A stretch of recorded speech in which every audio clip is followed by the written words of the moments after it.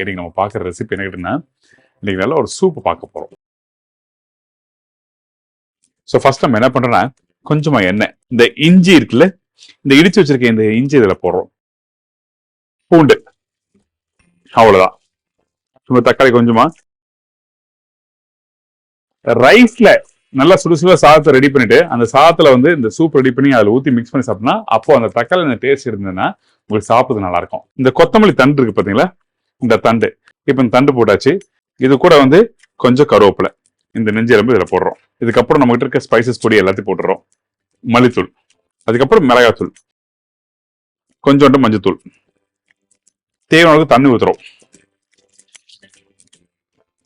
இதோட கொஞ்சமா உப்பு. இப்போ ஓபன் பண்ணி பார்க்கலாம். ரெடி ஆயிடுச்சு. நான் ஒரு 7 விசில் சொன்னேன், 6ல இருந்து 7. நான் எக்ஸ்ட்ரா ஒரு விசில் விட்டுருக்கேன். பார்க்கலாம்.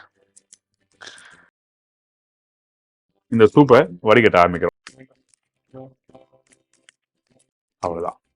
அதே டைம்ல இந்த வடிகட்டின பேருக்கு நம்ம என்ன பண்றோம்னா, இங்க இருக்கு பாருங்க, இந்த வெங்காயம், இந்த தக்காளி இதெல்லாம் இருக்குல்ல, இவங்களை இப்படி போடுங்க.